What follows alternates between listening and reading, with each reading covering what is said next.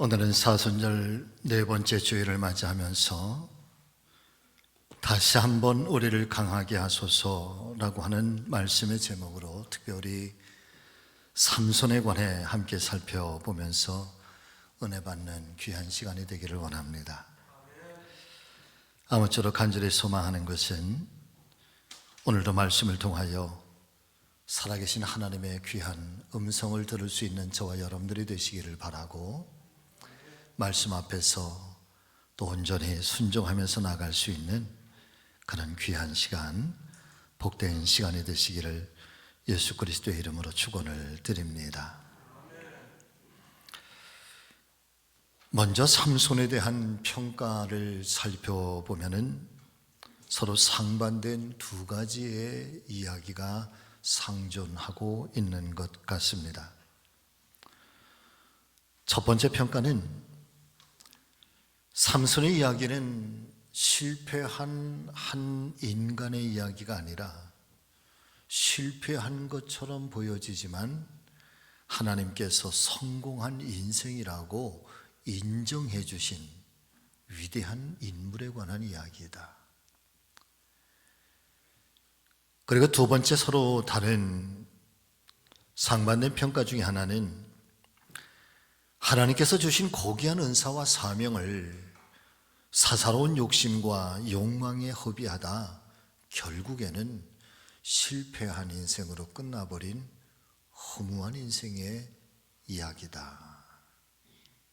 사랑하는 성도 여러분, 이렇게 서로 다른 상반된 평가가 삼손의 이야기를 통해서 이렇게 나타나고 있는데, 여러분들께서는 이 삼손에 관한 이야기를 어떤 평가에 맞춰서 읽기를 원하십니까?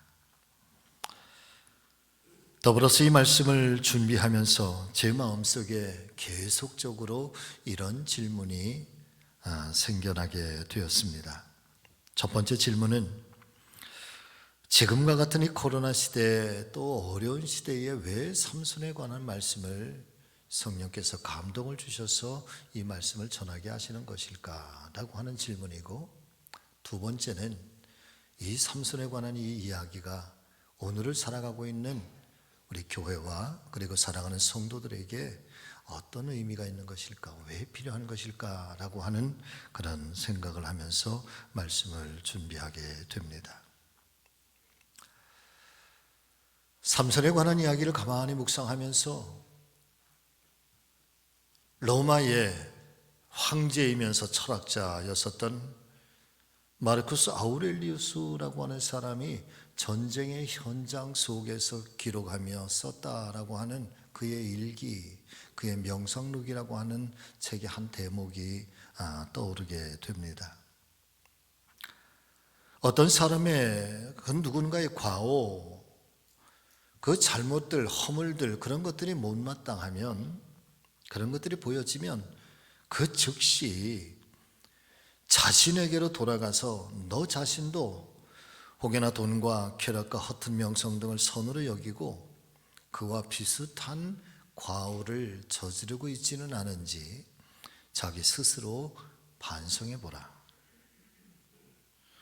사실 이 마르쿠스 아우렐리우스라고 하는 사람은 초대 기독교 시절에 교회와 성도들을 가장 잔혹하게 핍박했었던 로마의 16번째 황제였던 사람입니다. 그러기 잔인했던 왕도 어쩌면 세상을 살아갈 때 어떤 사람에게서 발견되는 허물이나 잘못이나 과오가 있거든, 그런 모습이 보이거든, 즉시 너 자신도 그런 과오를 저지르고 있지는 않은지 스스로를 깨닫고 자각해보라, 그런 충고를 던져주시고 있다는 것이죠. 그런 맥락에서 하나님의 말씀인 성경을 가만히 묵상해 보면 성경의 말씀들은 여러분 거의 다 그런 의미가 아닐까. 성경 속의 이야기를 통해서 우리가 은혜를 받아야 할 내용은 은혜를 받아야 되고, 또 혹시 성경 속에 불의한 어떤 사람들이 등장하면 그 사람의 허물을 보면서 즉시 우리 자신에게로 돌아가서 그 말씀에 비추어 봐서 나를 스스로 성찰해 보고 그리고 내 믿음을 점검해 보라고 하는 것. 어쩌면 그것이 성경의 말씀들이 아닐까 싶은 것입니다. 하나님께서는 실패한 것처럼 보여지는 이 삼손의 이야기를 통해서 삼손을 공개적으로 망신시키려고 하시는 것이 아니라 오히려 삼손의 그 약점을 통하여서 죄성을 가진 저와 여러분들에게도 얼마든지 우리가 삼손과 같은 이 잘못된 약점이 있다는 것을 알고 우리도 스스로 깨달아 자각할 수 있도록 이끌어 주시기 위해서 이 삼손의 아주 비극적인 이 마지막 이야기를 우리에게 들려주시고 있다는 말씀일 것입니다. 그런 의미에서 저와 여러분들이 특별히 성공한 삼손의 모습보다는 실패한 삼손의 모습을 우리가 살펴보면서 그 모습을 통해 지금 현재를 살아가고 있는 우리 자신의 삶에 비추어 보는 것, 특별히 이 사순절기에 저와 여러분들에게도 대단히 중요한 의미가 있지 않을까 싶어 오늘 말씀을 통해서 함께 상고해보고 크신 은혜를 함께 나누기를 간절히 소망해 봅니다. 어떤 분이 저에게 목사님, 삼손이 잘못한 결정적인 것이 무엇입니까? 라고 혹여나 물으신다고 한다면 저는 이렇게 대답을 할 것 같습니다. 여러분 같이 하시죠? 소중히 여겨야 할 것을 소중히 여기지 못한 어리석음.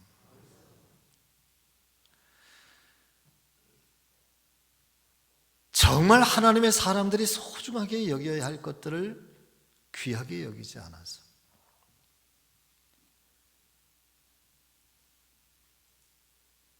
어쩌면 내 삶 속에서 가장 거룩하게 때로는 가장 귀하게 그렇게 성별하고 우리가 지켜가야 할 그 모든 것들을 우리가 소중하게 여기지 못해서 어쩌면 실패할 수 있는 이 삼손의 모습처럼 우리의 삶 속에서도 동일할 수 있다고 하는 것.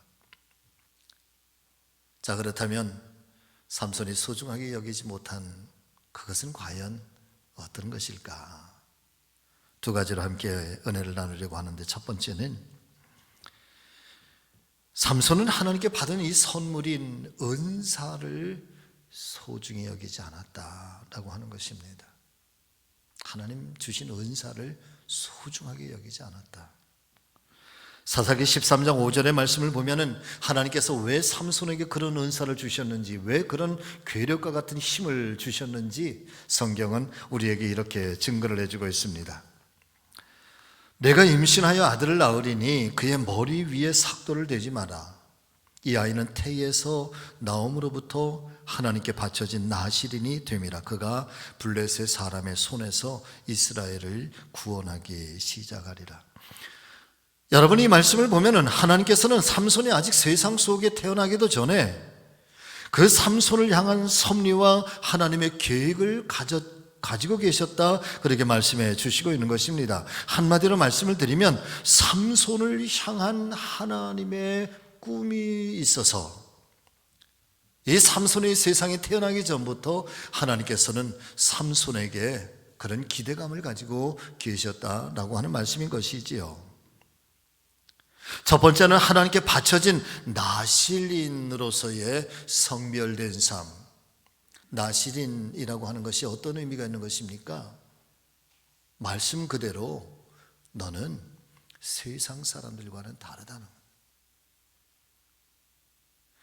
거룩하신 하나님께서 이 삼손의 인생을 나실인으로 구별하셨다라고 하는 것은 일평생 그의 삶이 어떤 삶을 살아야 할 것인가, 하나님께서 아주 성별되게, 아주 거룩하게 그를 구별된 인생으로 하나님께서 그렇게 사시기를 원하셨고, 그리고 두 번째로는 그때 당시에 블레셋으로 말미암아서 끊임없이 고난을 당하고 어려움을 당했던 이스라엘 민족을 그 블레셋의 불의한 손길에서 건져주시겠다라고 하는, 건져주시는 그 하나님의 은혜의 도구로 사용하시겠다고 하는 그런 하나님의 꿈을 가지고 이 땅에 태어난 사람이 바로 삼손이었다라고 하는 것이지요. 그런 삼손을 향해서 하나님께서도 아마 가슴 벅찬 기대감을 가지고 계셨으리라 사료가 됩니다.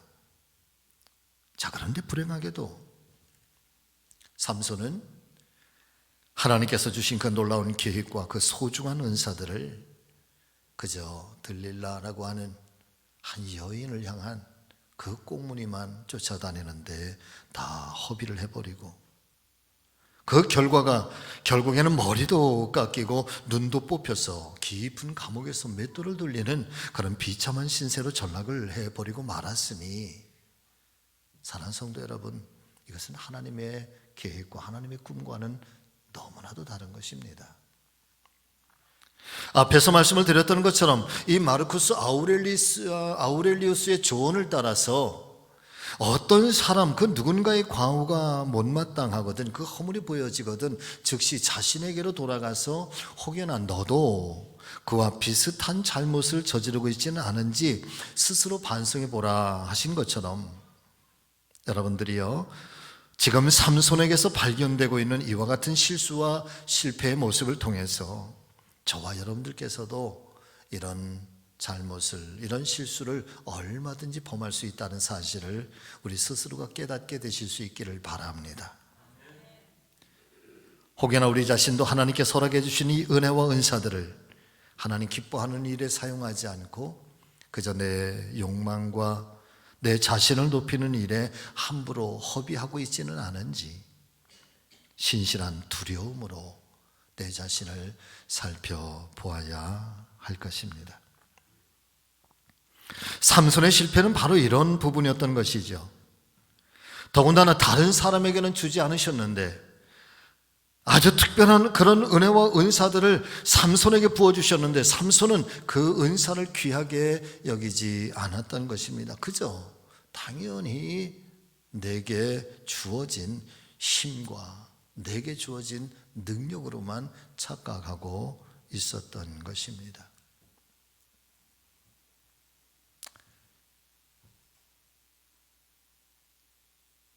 사실은 저와 여러분들이 하나님을 알면 알수록, 하나님을 만나면 만날수록, 그리고 하나님의 그 사랑과 은혜 안에 깊이 잠기면 잠길수록, 여러분 우리 안에서 절절히 깨달아야 될 아주 소중한 은혜가 하나 있다고 한다면 이 은혜를 여러분 우리 모두가 자각하실 수 있기를 주의 이름으로 축복합니다.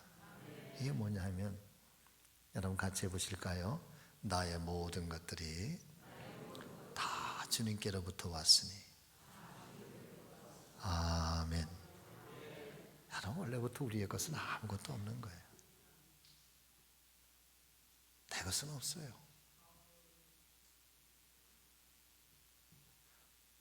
어차피 우리가 이 세상 속에 빈손으로 태어나서 돌아갈 때 또한 빈손으로 돌아가는 것인데,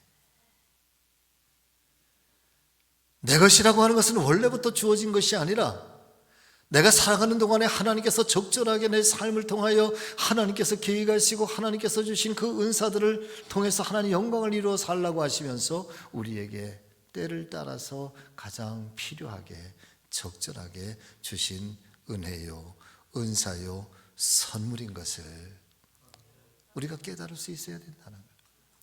근데 하나님을 알면 알수록, 하나님을 만나면 만날수록, 하나님께로 가까이 가면 갈수록 이 안에서 깊이 깨달아지는 것은 바로 그런 거예요.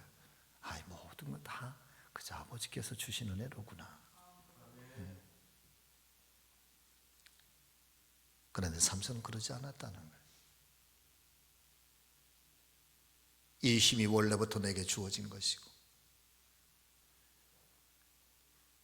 이 힘이 마치 내 것인 것처럼 착각하고 오해를 하고 있었던 것입니다. 요즘은 코로나 시대에 고마운 것 중에 하나는 제가 책을 접할 수 있는 시간이 많아졌다는 것입니다.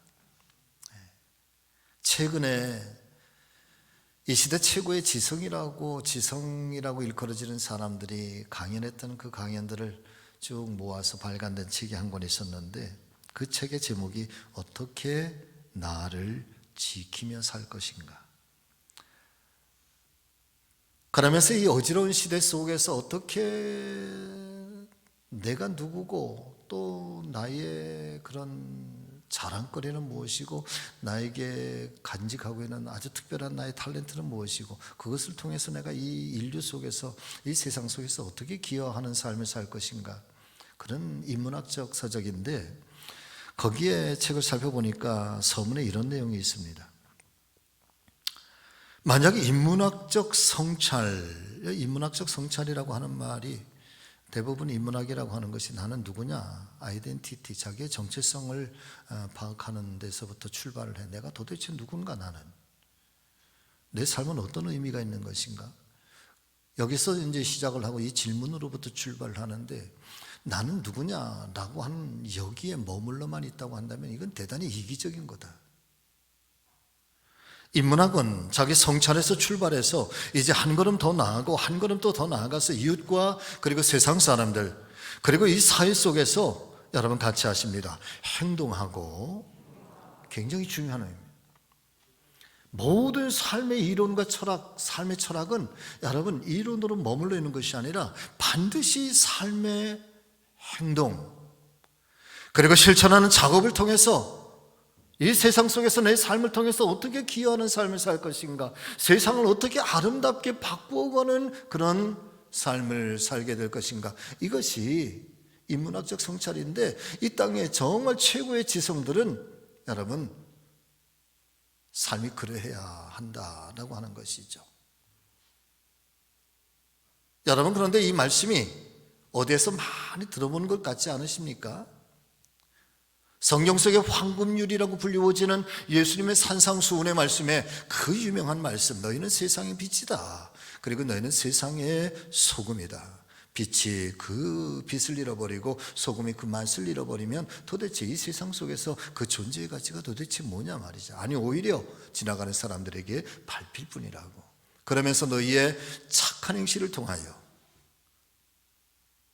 하늘에 계신 아버지께 영광을 돌리게 하라. 우리의 믿음이라고 하는 것, 이 인문학적 성찰과 비교해서 말씀을 드린다고 한다면 나는 누구인가? 내가 믿음의 사람, 내가 예수 그리스도의 사람, 내가 십자가의 보혈의 은총을 덧입은 사람, 내가 성경의 사람, 말씀의 사람이라고 하는 자기 성찰, 자기가 도대체 누구냐라고 하는 자기 아이덴티티, 이 정체성을 가졌다고 한다면 그것에 머물러 있는 것은 이기적인 거라는. 한 걸음 더 나아가서 너희의 삶을 통하여, 너희의 착한 행실을 통하여 세상 사람들이 하늘아버지 앞에 영광을 돌리게 하는, 그래서 세상을 변화시켜 나가고 주님께서 이 땅 가운데 오셨다 말씀하신 것처럼 하나님의 나라를 이 땅 가운데 어떻게 도래하게 할 것인가, 하나님의 나라를 이 땅 가운데 우리가 어떻게 실현하며 살아갈 수 있을 것인가라고 하는 이런 삶의 결단이 여러분 교회와 성도들에게 필요하다는 거죠. 오늘 이 삼손의 이야기를 통해서 하나님께서 저와 여러분들에게 주신 은혜와 은사와 탤런트도 마찬가지라는 거예요. 나는 삼손이다. 나는 힘과 이런 괴력을 가졌다. 그런데 그 은사를, 하나님께서 주신 은사를 소중하게 여기지 못하고 그저 자기의 욕망과 자기의 욕심과 내가 원하는 삶만 쫓아서 살다가 그 은사를 허비하고 낭비하다가 결국은 삼손의 그 인생이 비극으로 끝나게 되는 것처럼 우리는 그런 사람이 아니라는 거예요.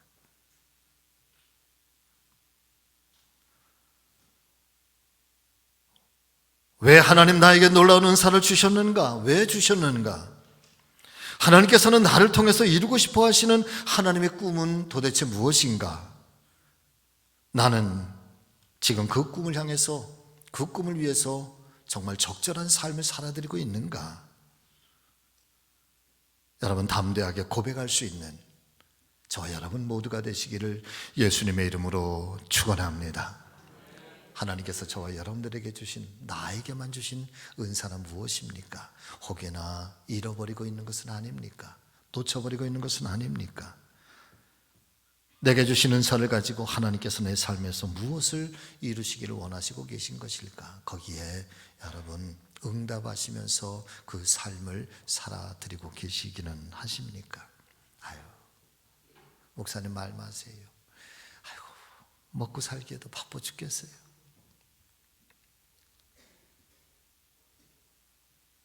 늘 그 질문이 먹고 살기도 바빠요. 늘 그 질문이 우리의 삶을 늘 가로막고 있는 거대한 장애물이 되지만, 그러나 과연 하나님께서는 저와 여러분들 이 세상 속에 보내실 때 그저 한평생의 삶을 먹고 살기에 바쁘다가 그리고 내게로 돌아오라, 하나님은 우리를 그렇게 세상 속에 보내셨을까? 저는 아니라고 믿습니다. 할렐루야. 삼손은 하나님께서 주신 이 소중한 탤런트가 얼마나 소중한 것인지 가볍게 여겼다. 이게 어리석음이다. 자, 두 번째, 하나님께서 나와 함께 하시고 계신다라고 하는 이 사실을 그는 소중히 여기지 못했습니다. 하나님의 이 함께하심, 하나님의 임재하심이라고 하는 것이 얼마나 소중한 은혜인가 그는 모르고 그 은혜를 놓쳐버렸다라고 하는 것입니다. 사사기 16장 20절의 말씀을 보면은 삼손이 결정적으로 무엇을 잘못하고 있는가라고 하는 것을 우리에게 말씀해 주시고 있는데, 여러분 이 말씀을 우리가 한번 같이 읽어보겠습니다. 같이 읽습니다. 들릴라가 이르되 삼손이여, 블레셋 사람이 당신에게 들이닥쳤느니라 하니, 삼손이 잠을 깨며 이르기를 내가 전과 같이 나가서 몸을 떨치리라 하였으나 여호와께서 이미 자기를 떠나신 줄을 깨닫지 못하였더라. 삼손이 지금 들릴라라고 하는 이 한 여인, 사실은 들릴라라고 하는 이 한 여인으로 대변된 자기의 욕심, 자기의 이기적인 삶, 아니면 세상 세속적인, 들릴라가 그렇게 표현이 되고 있다고 한다면 거기에 아주 깊이 빠져버려서 하나님과의 영적 관계, 하나님과의 이 만남, 하나님과의 교제, 그것을 소홀하게 여김으로 지금 하나님께서 나를 떠나셨다라고 하는 이 사실조차 그는 전혀 감지하지 못하고 있다는.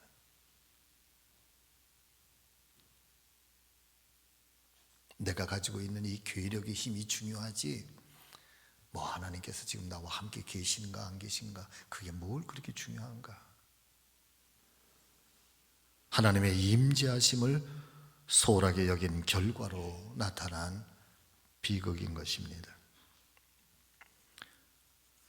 오늘 말씀에 이 16장 20절의 말씀의 배경은 바로 그런 거잖아요. 들릴라가 끊임없이 이 삼손의 힘의 원천이 도대체 어딜까? 그래서 처음에는 삼손이 그래도 잘 피해갔는데 결국에는 들릴라에게 내 힘은 머리카락에서 나온다 이야기를 하면서 잠깐 그 품에 잠이 들었을 때 들릴라가 이 삼손의 머리카락을 다 잘라버려요. 그리고 그 시점으로 블레셋 군인들이 이제 삼손에게 들이닥쳐서 삼손을 체포하려고 할 때, 붙잡으려고 할 때 삼손은 여전히 자기에게 힘이 남아있는 줄 알고 내가 나가서 이 블레셋 군들을 전과 같이 내가 다 물리치리라. 그런데 성경은 하나님께서 그와 함께하지 아니하시고 떠나셨다라고 하는 사실을 그가 모른다.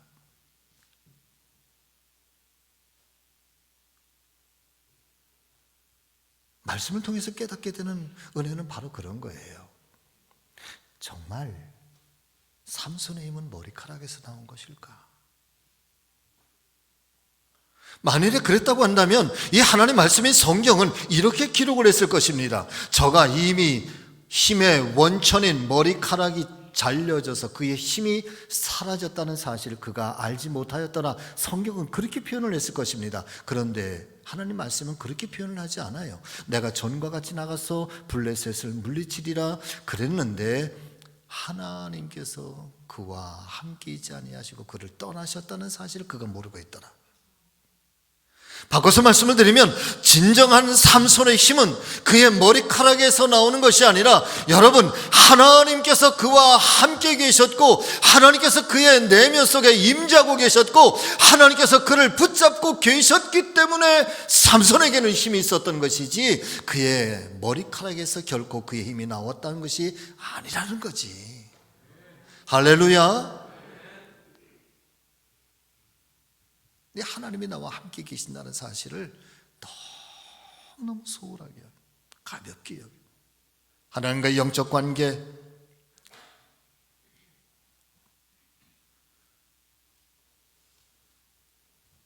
여러분, 이 말씀이 얼마나 중요한가 하면은 복음서의 시작을 여는 마태복음 1장의 말씀을 보면은 예수님의 탄생의 기사, 이 성육신의 사건을 기록하시면서 1장에서 가장 먼저 들려주시는 복음의 첫 번째 말씀이 바로 이 말씀인 거예요. 그 말씀이 하나님이 우리와 함께 계시다. 성경은 이 세상의 어떤 말씀보다도 가장 먼저 저와 여러분들에게 주시고 싶어 하신 말씀이, 인류에게 주신 말씀이, 주시고 싶은 말씀이 하나님이 지금 우리와 함께 계신다는 거예요. 자, 성경을 보실까요? 마태복음 1장 23절의 말씀 같이 읽겠습니다. 보라, 처녀가 잉태하여 아들을 낳으리니 그의 이름은 임마누엘이라 하리라 하셨으니 이를 번역한즉 하나님이 우리와 함께 계시다. 할렐루야. 청산유수같이 설교를 잘하는 설교자라도 아무리 오랜 시간 또 신앙생활을 하셨다 할지라도 사는 믿음의 가족 여러분, 하나님께서 나와 함께 하시고 계신다, 하나님 내 안에 계신다라고 하는 것을 인지하지 못하고 인식하지 못하고 살아간다면 우리는 결코 성숙한 그리스도인이 될 수 없다는 사실을 깨닫게 되시기를 바랍니다. 임마누엘의 하나님께서 나와 함께 하심을 알지도 못하고 또 믿지도 못한다고 한다면 그러나 우리의 신앙생활은 마치 모래성과 같은 것, 언제 무너질지 몰라.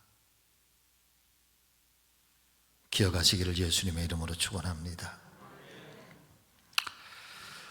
참 힘들고 어려웠던 그런 상황 속에서 하나님이 나와 함께 계신다, 이 믿음을 가지고 그 어려움을 극복하고 마침내 승리했던 믿음의 사람을 성경은 우리에게 소개를 해주고 있습니다. 여러분, 여호수아입니다. 할렐루야. 모세가 세상을 떠나신 후에 참 이스라엘 민족이 그 광야 40년의 그 어려운 시기를 다 지나고 이제 마지막 요단강에서 건너가기만 하면 그 꿈의 땅, 약속의 땅, 젖과 꿀이 흐르는 하나님 축복의 땅 가나안이 열려지게 되는데 그 땅에 들어가야 되는데 지금 들어가고 있지를 못하는 것입니다. 물론 여러 가지 형편과 사정이 있었겠지만은 저는 지도자의, 리더의 그런 교체하는 과정 중에 여호수아가 어쩌면 두려움을 가지고 있었을지도 모르겠다. 여러분, 모세에 비하면 나는 정말 먼지와 같은 존재, 하나님을 직접적으로 대면했던 사람, 하나님께로부터 직접 십계명의 말씀을 받았던 사람, 무한한 하나님의 능력과 기적을 능히 체험했고 그렇게 기적을 일으켰던 사람, 그 모세에 비하면 나는 얼마나 부족한 존재인가. 근데 그것이 어느 날 갑자기 그 지도력이 나에게 넘어왔을 때 두렵고 염려가 되고 내가 정말 잘할 수 있을까? 그런 때에 그런 여호수아를 향해서 하나님께서 들려주시는 어떤 격려의 말씀들, 너는 지혜롭기도 하고 너는 리더십도 있고 너는 똑똑하고 너에게는 믿음도 있고, 여러분 얼마나 하나님께서 여호수아에게 해주고 싶었던 말씀이 많았겠습니까? 그런데 그 모든 말씀들을 다 젖어두고 하나님께서 여호수아에게 들려주셨던 가장 중요했던 첫 번째 말씀, 여호수아 1장 5절과 6절의 말씀, 이 말씀도 같이 읽어보실까요? 내 평생에 너를 능히 대적할 자가 없으리니 내가 모세와 함께 있었던 것 같이 너와 함께 있을 것임이니라. 내가 너를 떠나지 아니하며 버리지 아니하리니 강하고 담대하라. 여호수아에게 하시고 싶은 말씀이 얼마나 많았을까요? 그런데 하나님께서는 다른 어떤 말씀보다도 아주 간략하시면서도 그러나 아주 단호하게 말씀해 주시고 있는 것은 어떤 상황 속에서도 언제나 내가 너와 함께 할 것이며 내가 너를 떠나지 않는다는 사실, 이것 하나는 기억하라. 문장을 좀 띄워주세요. 여러분 같이 마음판에 이렇게 잘 새기시면서 한번 나를 향해 주신 말씀이라 믿고 함께 고백해 보겠습니다. 어떤 상황 속에서도 언제나 내가 너와 함께 할 것이며 내가 너를 떠나지 않는다는 이 사실, 이 하나만 기억하라. 사랑하는 우리 믿음의 성지 가족 여러분, 오늘 다 다른 말씀 잊어버리셔도 좋은데요, 이 사실 하나만 기억하고 가세요. 내가 너를 떠나지 않을 거야. 내가 너와 함께 할 거야. 모세와 함께 했던 것처럼, 여호수아와 함께 했던 것처럼 내가 너와 함께 할 거야. 강하고 담대하라. 내가 너를 떠나지 않을 거야. 이 사실 하나만 기억하라.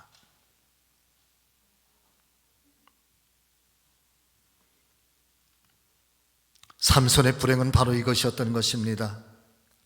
그런 사람들이 부러워하는 엄청난 괴력을 가지고 있었고 힘을 가지고 있었지만, 그러나 그 힘과 그 능력이 자신의 장점이라고 생각했지, 그 모든 것이 사실은 하나님께서 지금 나와 함께 동행하시면서 내 안에 임재해 계시면서 내게 주신 은혜의 선물이었다는 사실을 그는 놓치고 있었던 것입니다.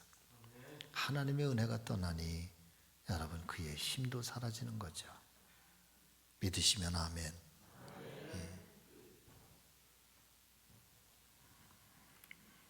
다 빼앗겼어. 다 잃어버렸어.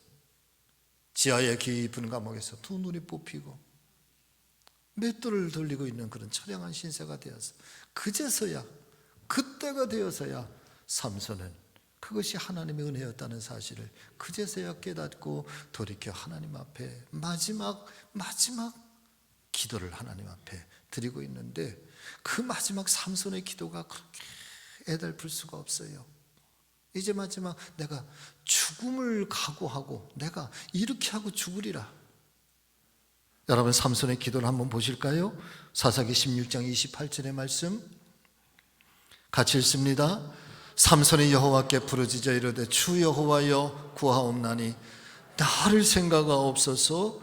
하나님이여 구하옵나니 이번만 나를 강하게 하사 나의 두 눈을 뺀 블레셋 사람에게 원수를 단번에 갚게 하옵소서. 그제서야 비로소 이제 하나님의 주권을 인정하는 거예요. 하나님이 도와주시지 않으면 내가 아무것도 할 수 없다고 하는 것. 내가 잘못 살았기 때문에, 내가 잘못된 신앙을 가졌기 때문에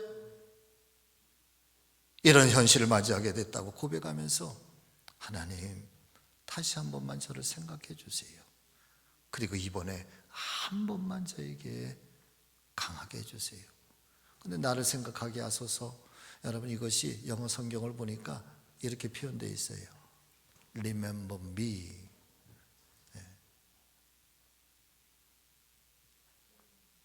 나를 생각하소서. 나를 하나님 기억해 주세요. 이번만 나를 강하게 하사라고 하는 것은 only one chance라는 one chance. 단 한 번의 기회, 오직 단 한 번만 저에게 기회를 주세요. one chance입니다. 사랑하는 성도 여러분들이요, 저와 여러분들도 기도의 제목이 참 많지만, 그런데 사실은요 그 모든 기도의 제목을 다 축약하면 이 두 가지로 합치게 되는 것 같아요. 하나님 저를 한 번만 기억해 주세요. 하나님 아버지 이번 한 번만 저를 좀 도와주세요. 하나님 저에게 한 번만 기회를 주세요. 할렐루야.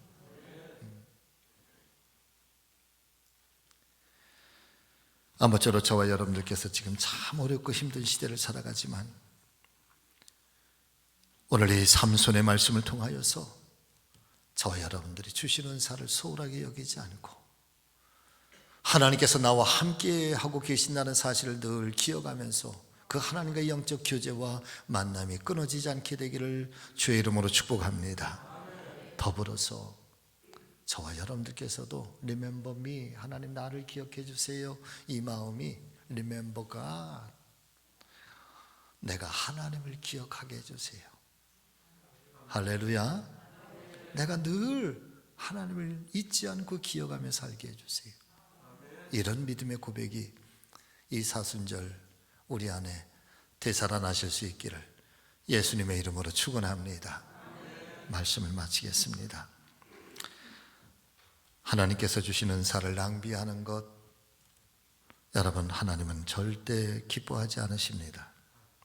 힘들고 어려운 시대이지만 다시 한번 우리가 강하고 담대하게 일어나셔서 이 어려운 환경들을 극복하고 승리의 인생을 살아가는 우리 성도님들 다 되시기를 살아계신 우리 주님 예수 그리스도의 이름으로 여러분을 축복합니다. 여러분, 이 한 주간도 주님 나와 함께 계심을, 이 사실을 꼭 기억하시면서 담대하세요. 기도하겠습니다. 살아계신 아버지 하나님,